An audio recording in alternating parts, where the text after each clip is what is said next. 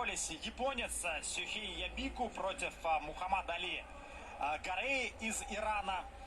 И встреча закончилась со счетом 13-3 в пользу Сюхея. Именно он сейчас поднимается на пьедестал, на третью его ступень, и победно поднимает руку.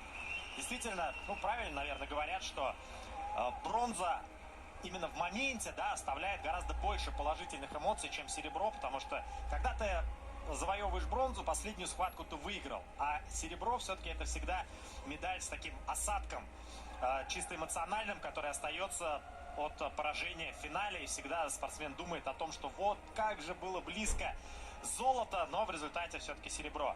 Также бронзовую награду получает Рафик Хусейнов из Азербайджана, который в принципиальнейшем противостоянии с армянским спортсменом Карапетом Чаляном в очень упорной борьбе одержал победу со счетом 4-1. Там тоже, в общем, до последнего не было понятно, кто же выйдет победителем, и в результате заслуженно успех празднует Рафик Хусейнов.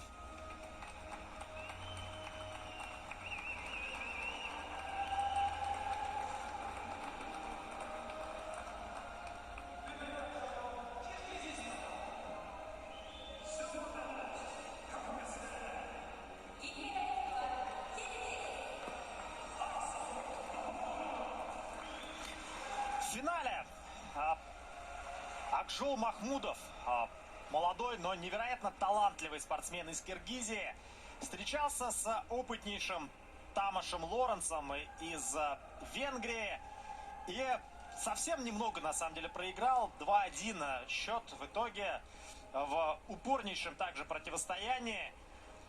На сей раз все-таки опыт оказался сильнее молодости, и сейчас, судя по всему, говорят Акжолу Махмудову, что нельзя надевать национальный головной убор, даже украшенный олимпийской символикой. Да, здесь очень строгие правила.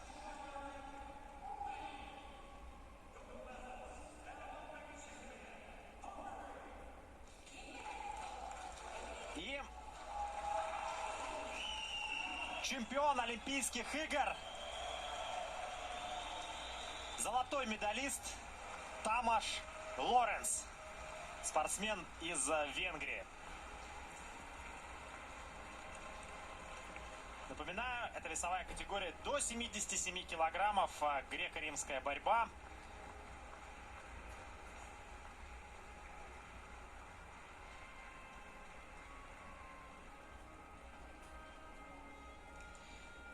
Говорил, что закончит выступать Тамаш Лоренс после этой Олимпиады. Но вот мы с Вячеславом Абдусаламовым, я думаю, что многие из вас тоже, уважаемые болельщики, надеются все-таки, что он поменяет свое решение. Слушаем гимн Венгрии.